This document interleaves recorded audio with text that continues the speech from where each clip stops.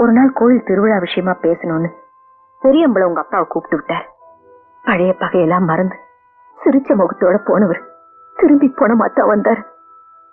நான் அழுத, துடிச்ச, புரண்ட. எனக்கு ஆறுதல் சொல்லக்கூட யாரும் வரல. உங்க பெரியப்பா உங்க அப்பாவை என்கிட்ட இந்த நிரந்தரமா பிரிச்சது இல்லாம அந்த பழிய ஏன் மேல திரிச்சு விட்டுட்டாரு. ஊரே அவர் பக்கம் நின்று என்னை ஏச ஆரம்பிச்சது. அன்னைக்குதான் நான் முடிவெடுத்தேன். உங்க அப்பா பிறந்து வளர்ந்து முடிஞ்ச இதே மண்ணுல சின்ன அம்பலத்தோட வாரிச உருவாக்கிட்டு சாகணும் தாண்டி இன்னும் நான் வைராகித்தோட வாழ்ந்துகிட்டு இருக்கேன்.